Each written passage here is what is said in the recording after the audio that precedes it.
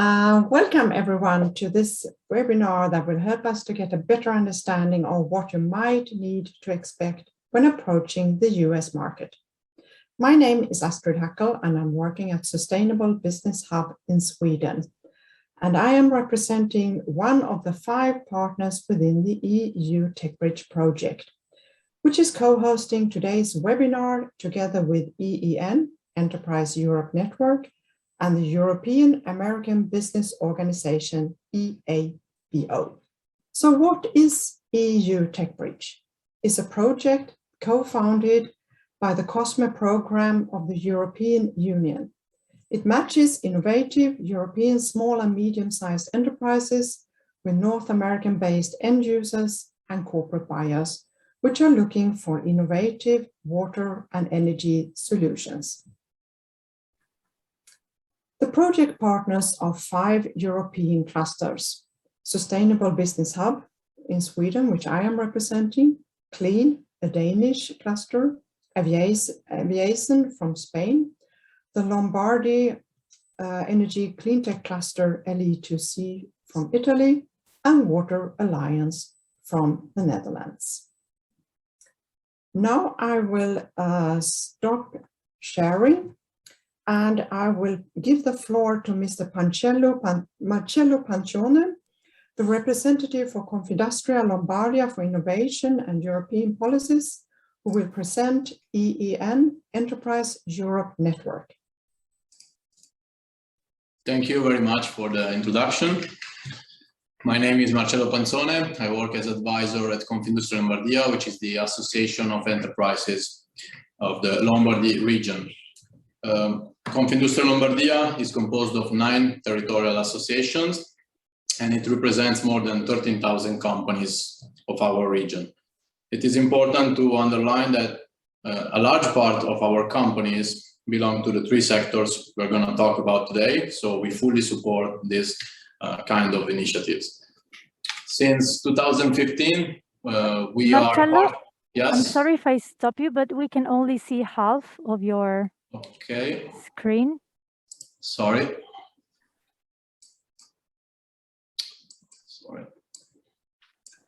Okay, now? Yeah. It's better. Okay. Yeah. Thank you. So, since 2015, we are a partner of the Enterprise Europe Network, the world's largest support network for small and medium enterprises with international ambitions. Worth to say that the network is active in more than 60 countries worldwide, and the number is rapidly increasing over the years. Here you can see some significant achievements of reached by the network so far. It is important to say that all the services provided by the network are free of charge, so there are no hidden costs for small or medium enterprises and startups. There are 3 main pillars of the network activities. The first one, support for business innovation, then advice for international growth, and regulatory assistance and policy making. The network operates in each country through the action of several consortia. Our consortium name is Simpler, and as you can see from the list, there are several partners. We all cooperate in order to ensure the highest level of quality of our services. Regarding the innovation support, we help companies interested in European, national and regional funds through first-line counseling, feasibility checks, and project proposal reviews. And we also support them for the creation and the development of international partnerships. We organize workshops and events in order to raise awareness on these topics. And we also support companies interested in the management of innovation processes. We offer 2 different kind of assessments. The first one is called Innovational Check, and the second one, Improve Assessment. Both the assessments are officially recognized by the European Commission. What we do is we evaluate the innovation management capacity of a company through a need gap analysis, and then we develop a tailor-made action plan and the roadmap. After that, we help the company in carrying out all the activities for the action plan. Regarding advice for international growth, we support companies in participating at international brokerage events and company missions, as well as in accessing to an international partner search database with more than 5,000 international profiles. These profiles are business, technology, and R&D profiles, and it is important to say that not only companies can access this database, but also research centers and universities. The last type of support we provide is the IPR support in collaboration with several EU projects. So we help companies that are having issues with intellectual property rights abroad. We cover 5 different geographical areas: Europe, Latin America, China, India, Southeast Asia. And for instance, we can provide information on about the registration of the trademark in China, or about the remedies in the event of a patent infringement case in Brazil or India. So if you are a small or medium enterprise located in the Lombardy region, you can contact us by sending an email to this email address, or even if you are not located in our region, you can still get in touch with us and we can redirect you to the nearest EN point. Thank you very much for your attention and enjoy the webinar. Thank you, Mr. Pancione. Now I will hand over to Mr. Sven Öhme, President and CEO of EABO, and Mr. John Cinder, Partner at EABO and Head of Business Department. The floor is yours. Okay, thank you very much for the introduction. We are one of two EN partners in the US. We ourselves have been doing this, I think, since 1998. We were also one of the EU correspondence centers back then, if somebody remembers that. We work both ways, and I think that's important and perhaps a little bit different from the focus of the European ENs, because we obviously help US SMEs going to Europe, and we also assist obviously the European companies coming to the US and wanting to do business here. This is an overview of what we do. We're a one-stop shop. We do partner searches, we do market research and competitive analysis, media and visibility campaign. We do public and private financing, procurement, legal issues. We have a lawyer here who is our person for business visas and immigration. And so we pretty much do everything, or if we cannot do it for the reason maybe that it's a very special industry, then we have contacts and can get people involved. John, you want to take? Yeah, I might want to just mention, you know, we heard from Marcello that his EEN represents 13,000 firms. You know, one thing that I think most Europeans don't understand is that there's only 2 of us who are in the EEN network in the United States. And as of last year, there are 32 million firms in the United States. So, you know, we're working on a whole different scale, and so that's important to note, that the expectations from many of our EEN partners are sometimes not realistic, because you know we've got 32 million firms that we need to go through to find the best contacts for people. Yeah, and I just might add, because a lot of times we experience that Europeans are not aware of how big the country is. If you take a flight from JFK here in New York to Los Angeles, that's a 6-hour flight. JFK to Anchorage is 7 hours, and the time difference from New York to the Pacific to Hawaii is 6 hours. So it is a very large country, and we always have to keep that in mind when we get the questions from Europe and also other parts of the world. because we are a business cooperation center, so we have a special name, as you can see at the bottom of this chart. And I think we should go to the next one so that we stay in the framework of the time.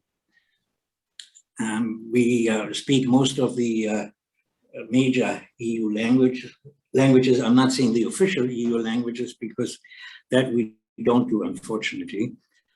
We have decades of experience, have an extensive network in the United States and in Europe, and especially in the UK, interestingly enough, because of Brexit, I guess, and in Latin America. And then further down, you see an overview of the networks that we involve. We work closely with the US Department of Commerce.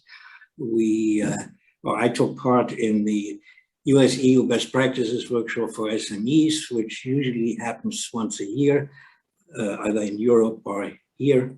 And so we are really well connected. And we do have a specialist for high-tech industry in California. You know, I might want to just quickly add that the commercial ties between Europe and the US are as strong as ever. You know, everybody thinks that China is the focus of everybody.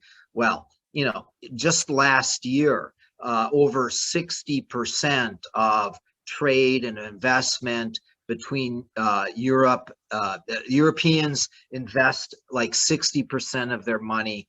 Trade, 60% of their trade is with the United States. It's not with China. And the same, and you can say the same for the US. Yeah. And when you look at the numbers in detail, you see that there's so much more investment, as John just said, in the US from Europe, in Europe from the US than in China. So in the media, you always read about China, but the true pillar of the world economy are US and Europe. On the next slide, when we go, you see some of the companies that we've worked with and some of the activities that we've done. Yeah, it's a pretty wide range. We work with nonprofit groups, for-profit companies.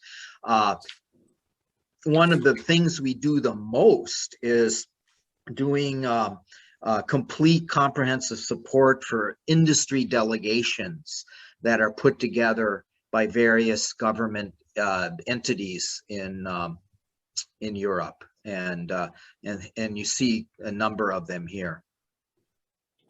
And that's an activity that obviously has been curtailed by at least in person, has been curtailed by the pandemic. And in that context, I know that one question that we were asked to address is when can Europeans come to the US again? There is no set date yet. You may have seen that the US has also now said that at the beginning of November, Canadians and Mexicans can come to the US and vice versa, also without a specific date. But in principle, what will happen once there is a date and this can start, people will have to be fully vaccinated and they will have to have a test that they don't have COVID at the time the test was taken. And in principle, the airlines will be the ones that decide that. When you go to the airport, let's say in Milano, they will say, well, you can go because everything's okay. So details we don't know yet. We hope to see them very soon, but there is no set date. There is the possibility to come to the US, and there is perhaps some more leniency from the Americans with a national interest option. And so you have to apply for that. And if the visit of someone is in the national interest of the US, then a person can come. And as I said, that has been used a bit more, but it depends on the individual consulate, US consulate in Europe. So I just wanted to mention that because I think that's important for everybody to know. John? Yeah, I mean, we do have a lot of clients out of Europe that were very anxious. In fact, we had a British client that had paid the money for an exhibit space for a show in Las Vegas. that starts on the 2nd of November, and now they've had to cancel because they're not going to be allowed in yet by the 2nd of November. So this is something we're monitoring very closely. So yeah, I think we should go to the next one exactly, and go to the second part and talk about these markets. The one thing that I want to say to start this off is that the US economy is going to grow by about 6% and maybe a little bit less next year. So that's a huge increase. And that means that the three areas, energy, water, and waste management, will also increase, and maybe even fairly dramatically, because the economy is moving ahead. It's not moving perhaps as fast as people thought at the beginning of the year, because the Delta variation is now also in the US, and there are some parts in the South where people are somewhat restricted and where there are many cases. So because it's such a big country, you can't just say, well, the US has a lot of problems still. There are certain areas, certain pockets, but the Northeast, for instance, and also California are doing quite well as far as the pandemic is concerned. John?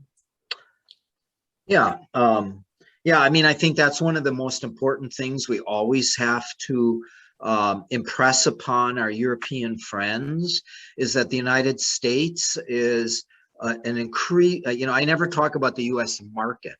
I always talk about the U.S. markets, right? It's an extremely diverse economy with regional differences, and so what we can touch upon that later. But yeah, like here, the most important points is one thing that's really often hard for Europeans to understand is that we have 50 states, and they often, in many ways, have different laws, different regulations, different from each other. So if you want to, you can't lump them all together. And taxes are different in all 50 states. So that is an important thing to keep in mind. Yeah, and then the other important thing pointed out in this slide is that in this very complex market, whatever it is you want to do, if you're trying to bid on an infrastructure project, if you're looking to enter a supply chain of one sort or another, having a partnership with a US company, setting up a joint venture or any kind of partnership is often the best way to go. And the cultural differences, I just want to quickly mention. I mean, this is a good example. Pre-pandemic, if you were meeting someone in New York, New Yorkers would say, let's have breakfast at 7:30 or 8 before the workday starts. If you then go to California and you say, okay, well, let's have breakfast, the people in California will say, are you crazy? We're not getting up at 7:30 in the morning to have breakfast with you. So that's just one example of how it can be so different in different regions. And I think Sven mentioned the rest. So. Yeah, I mentioned what? I'm sorry. Well, you already mentioned about the growth rate, Nat. So I think we can go on to the next slide. Yeah. Exactly. And we don't have to spend much time on this one. The presentation will be available to everybody afterwards. This was a very nice layout of the steps for establishing a legal entity, having some visibility in this market if it's not an officially legal entity, having even a virtual office presence can be very, very helpful.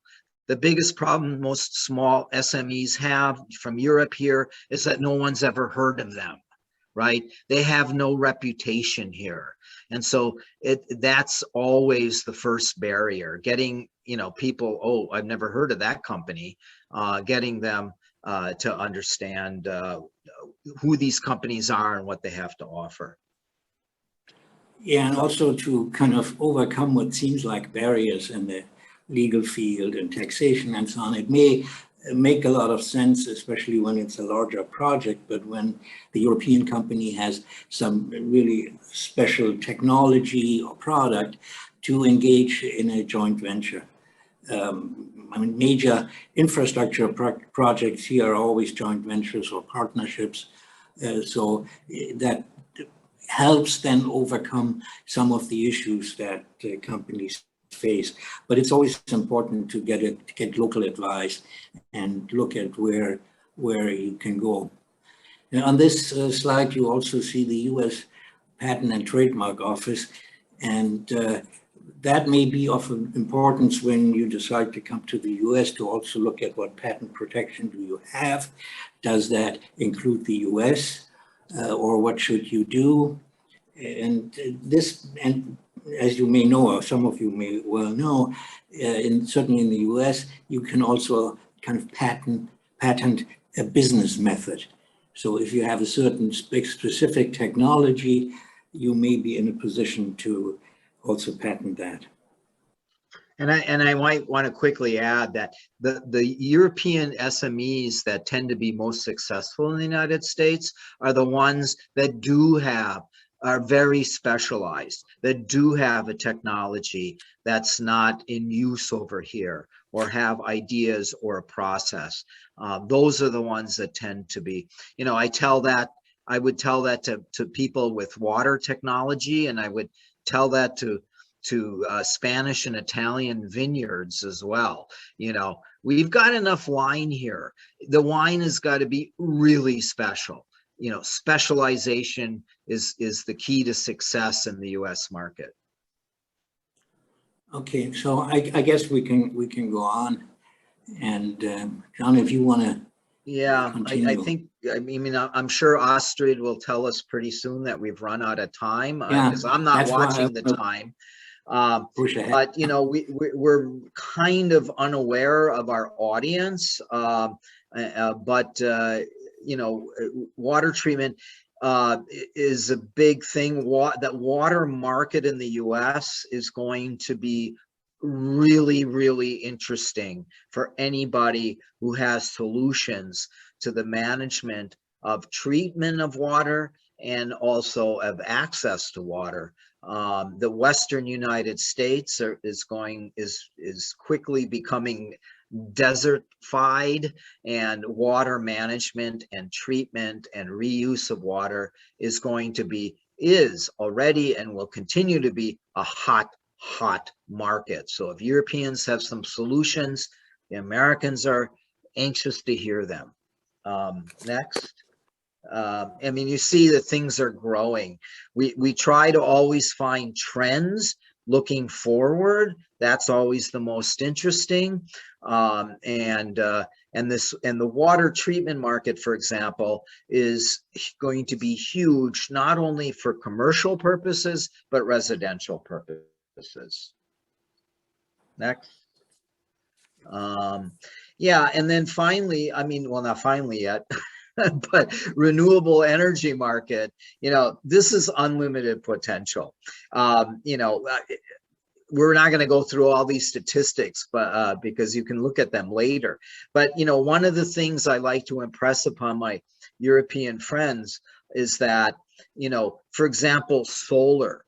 Right now, you can see renewable energy only consists of 12% of our power generation, and solar is only 11% of that.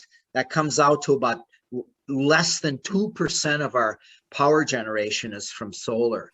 But our solar installation is larger than any other country in the world. We have more solar than anybody, but it's only powering like 2%, which just tells you the potential here is for growth is unlimited. And and in all fields of renewable energy. Yeah, the US has one big advantage, that it is energy independent. So we have, so to speak, all the energy that we need is here.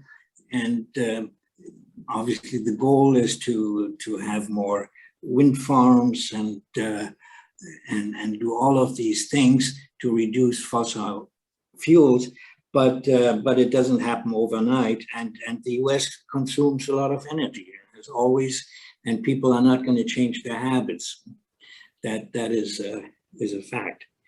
And I think storage is a big issue now for the future. Yeah, good. Yeah, that's our next how can slide, you? Yeah. Go ahead, John. Well, I think that's go with the chain. The next slide. Chain. Thanks. Yeah, you can go. Yeah, I mean, offshore wind very quickly is one of the really big growth areas. And so a lot of European firms, some SMEs, in fact, have very niche offerings in offshore wind. This is what's going to grow hugely in the US in the next 10 years or so. That's just another example of the gap between what we have and what we could have in the next 10 years. Offers a lot of opportunity. And then and the storage market, of course, is really, really important. So if Europeans have solutions to storing energy, we would like to hear them.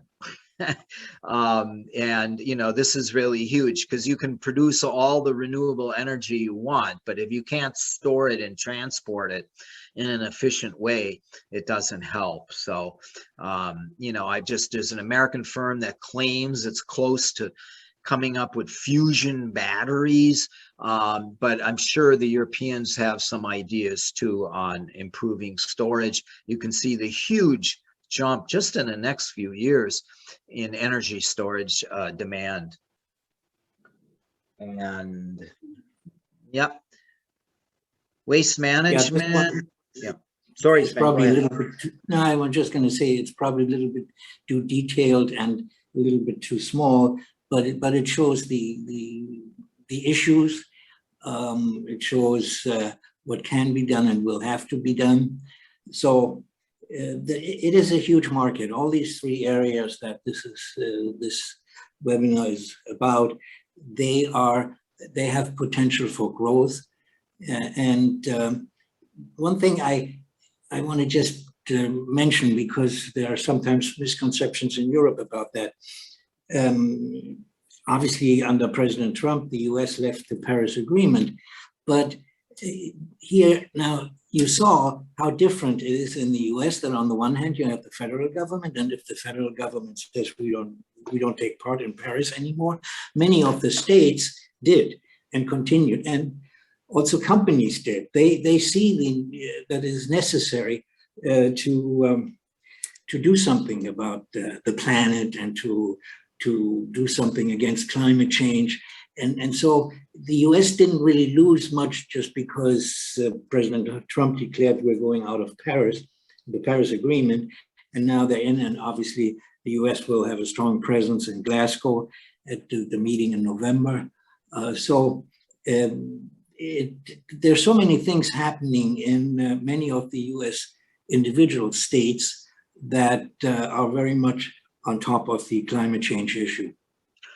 And one issue here on the waste management that the e-waste and just waste in general, having lived in Europe for 10 years myself, when I was recycling about 90% of my household waste, or at least that's what they were telling me that they were doing. Here it's more like 15% of household waste is recycled. So again, huge market potential. Cities, and as Sven mentioned, a lot of stuff happens at the city level, the state level, not the federal level. And so many cities and states are now serious about recycling, are serious about handling e-waste and hazardous waste in ways that the Europeans have been serious for many years already. So here's another good opportunity for Europeans, because they've learned a lot of lessons when it comes to waste management that we're just starting to get our hands around. So anyway, I think we're probably almost out of time now. Yeah, I mean, here's some examples of specific states and what's going on.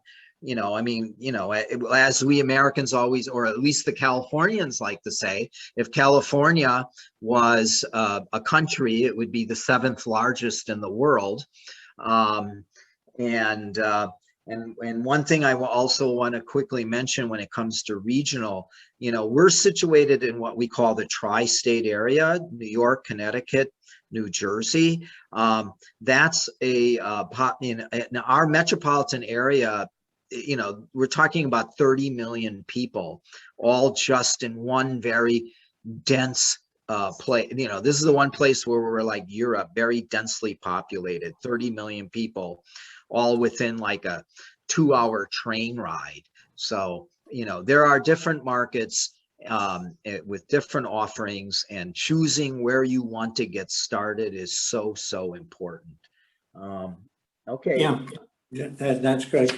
So here you have our email addresses, and you can connect with us at any time. We always try to respond and then talk about what the issues are and what we think you should be doing.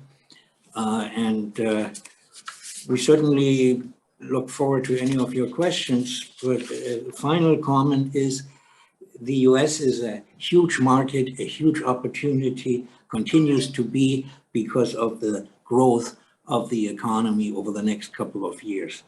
And that is going to happen.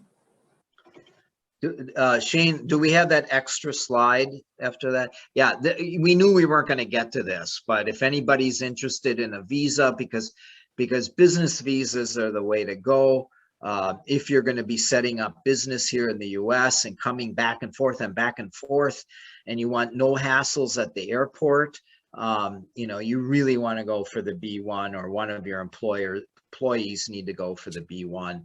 That's something we help a lot of people with, at least pre-pandemic times, and hopefully soon again. Yeah, but we also have to keep in mind that there is a visa waiver program that people can use.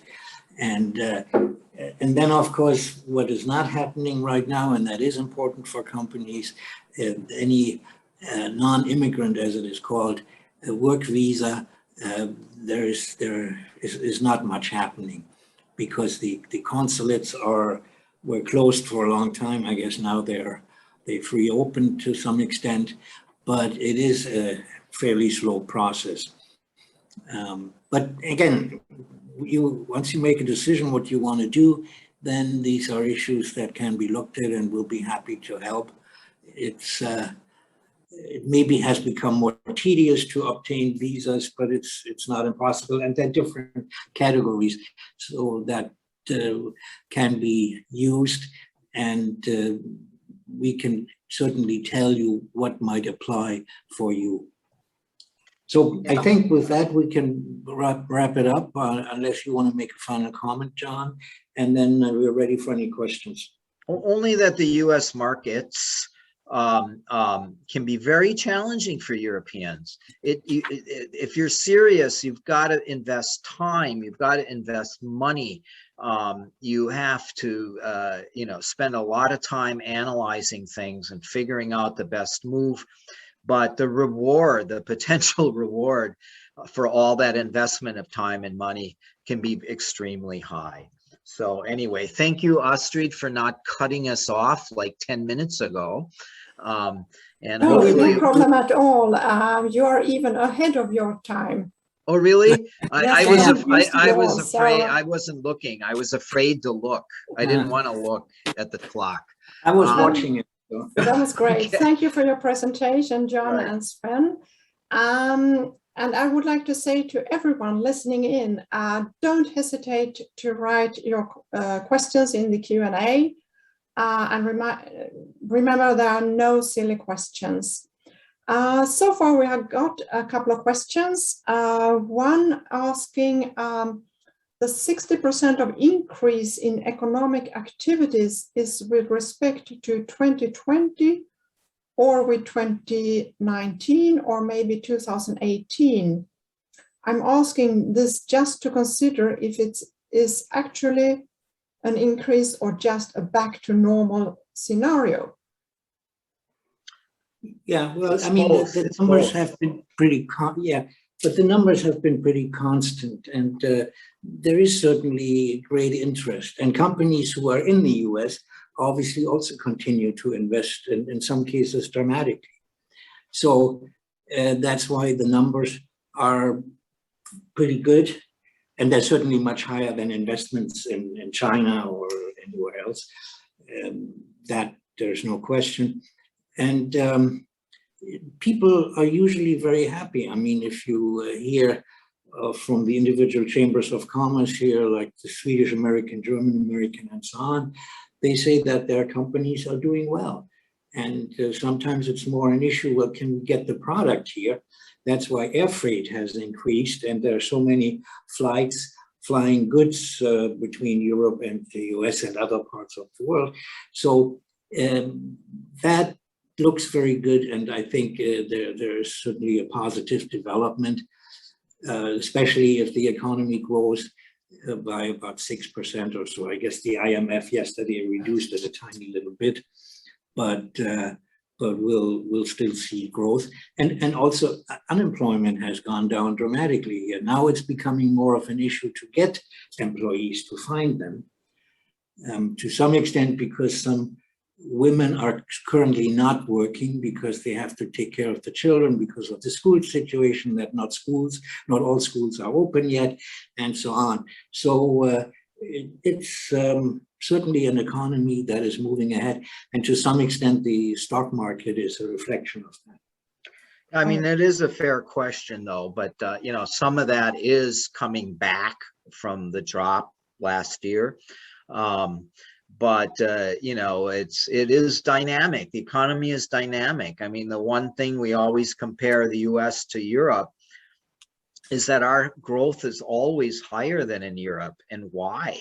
It's because you know, we have much more flexible labor markets, much a bit less regulation, and so forth.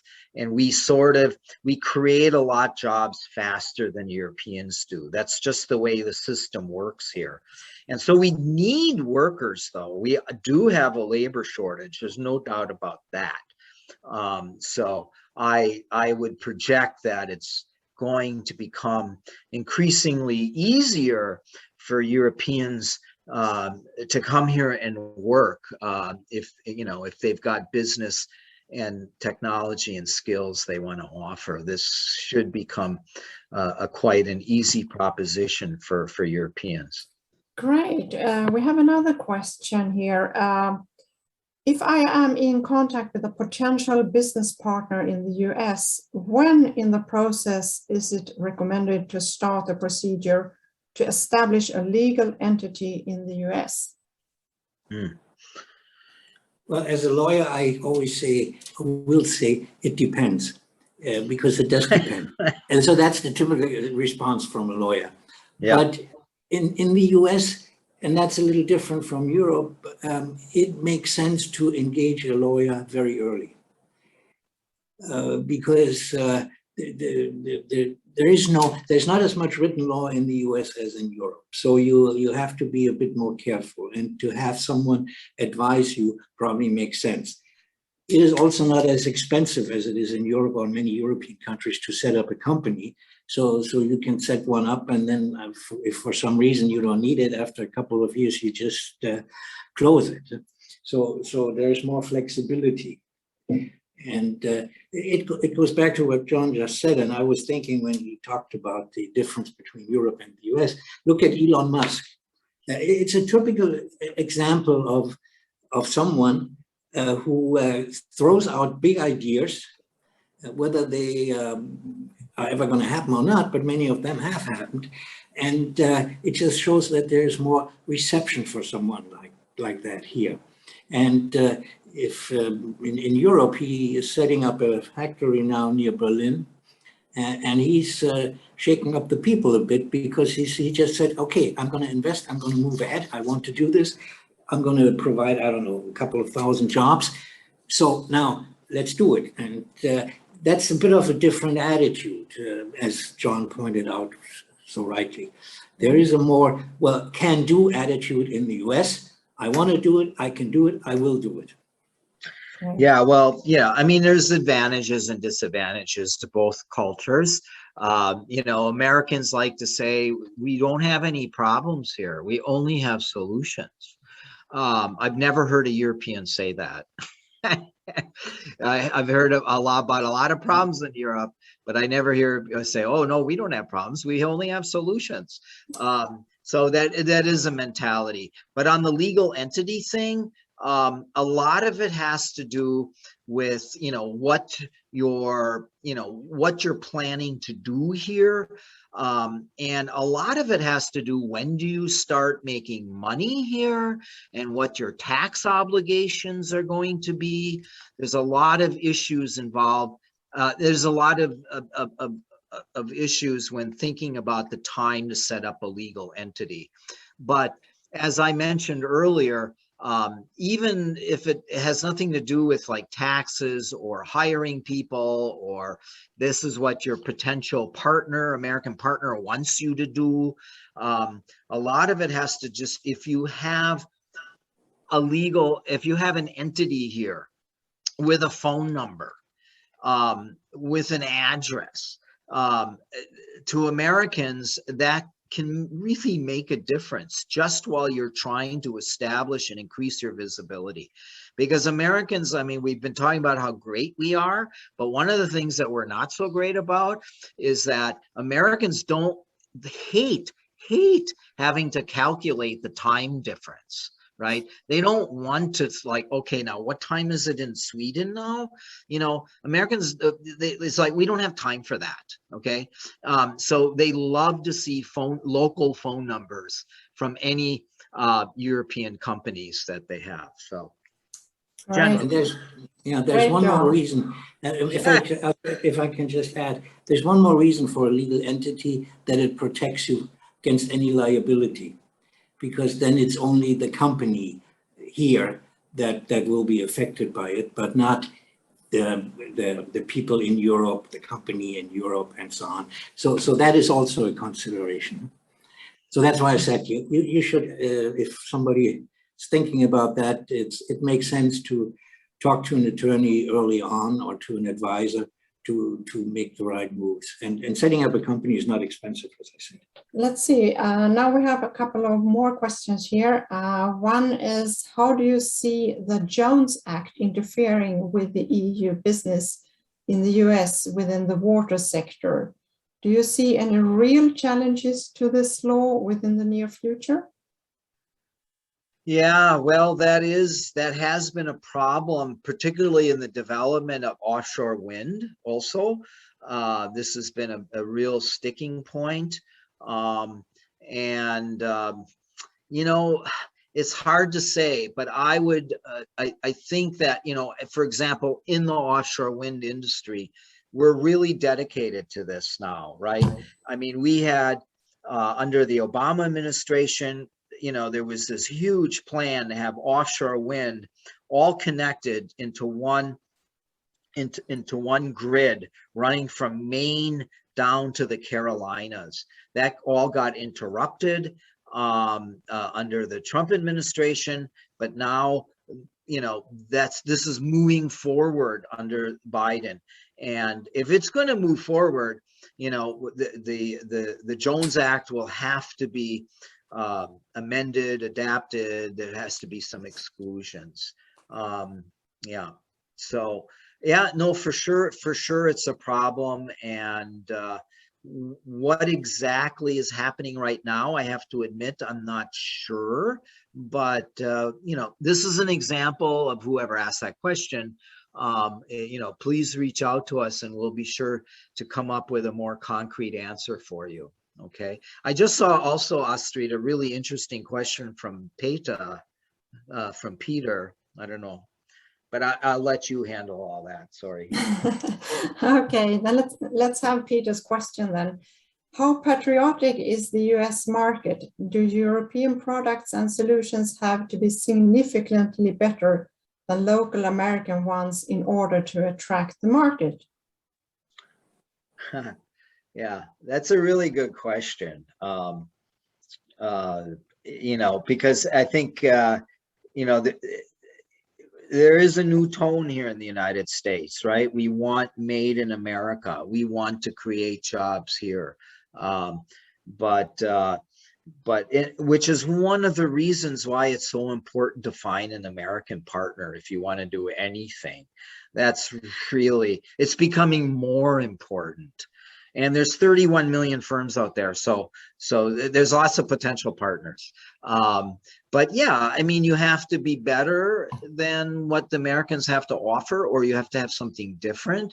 I mean, that's true no matter how quote unquote the patriotic market is. You know, so yeah, you have to have especially, but I'm telling you, the tone from the government, which says, oh, we only want American companies to make this or be involved in infrastructure projects, that's different. Companies who get involved in these things, they don't give two hoots on who, if their partner company comes from Sweden or France or Albania. If they've got the solution, they want to work with them. So there's a real difference in mentality between the private and public sector on this issue. Okay. Yeah, but also the laws that exist, the Buy America and so on, one of them exists since 1933. And so they are always open to see if there's a product that we don't have here in the US, come and bring it to us. So then you have to look at it very closely. One thing I wanted to add, when a European company sets up an entity, a company in the US, it's a US company. So that is something to keep in mind, and it has to be treated as any US company. Okay, thank you. Now we have another question. What is your assessment of the prospective impact of the infrastructure bill put forward by President Biden on the market addressed here, water, waste, energy? Yeah, you know, we didn't specifically mention this yet because it hasn't passed. You know, I mean, we talk about how great our economy is. Our politics is maybe not so great. And so, you know, there's so much uncertainty what's actually going to pass with this infrastructure bill. But yeah, water, of course, is going to be, that's a big chunk of this. And so water is an important part of the proposed infrastructure legislation. Supporting that, there'll be a lot of money flowing, quote unquote, into water, and also waste management. Energy is a little trickier. You know, there is some things, smaller amounts in energy for upgrading grids, you know, that conventional grid systems that we have now, you know, nothing, you know, making big changes. The big changes in energy are going to come from the other piece of legislation that's all held up, which is the Build Back Better legislation, Biden's centerpiece, and that includes a lot of money for transitioning to renewable energy markets, and that's going to have the biggest impact on energy. But again, that's even less certain than the infrastructure bill that's covering the more conventional infrastructure projects. But again, this is one thing that we're monitoring closely. So of course, so if anybody has any questions like, hey, what, you know, like 3 weeks from now, hey, what's going on with the infrastructure, pop us an email. We'll be happy to communicate with you. That's great. Thank you. When talking to Swedish, European companies, everyone is very afraid about the American market. And when they talk to their insurance companies, they always say, well, it's going to cost you a lot to be insured on the American market. Do you have any suggestions how to avoid the extremely high insurance costs from European insurance companies when it comes to include USA in existing company insurances? Well, I mean, one thing is they can talk to American insurance companies. That might be the first step. Might not be as expensive as European. I don't know, Sven, what do you, I mean, you know, companies often have concern about liability insurance and, you know, and that, you know, everybody thinks Americans will run to court and sue everybody, you know, as fast as they can, unlike Europeans. And, you know, some of that is true. It is more, you know, litigious here. We, you know, people do like to look for opportunities to find resolution in courts. But I don't know, Sven, you probably have a little bit more insight on that. Yeah, I mean, I think you just have to look at the market, and there's so many European companies in the US that are doing really well. In spite of the issue. And as you said, John, it makes sense to perhaps see what are insurance companies in the US offering to protect an entity. But I don't think it's really an issue. It's an expense of business, and obviously expenses that you have to run a business, you can also deduct from your tax bill. So because it's something where you have to pay an amount, it's an expense of running the business. So it reduces perhaps your profit, but if it reduces your profit, then obviously it also reduces your tax obligation. So I think people have to look at this very closely, and the fact that, as I said before, many of the chambers of commerce, when they ask their members in the US who are invested here, they're very happy.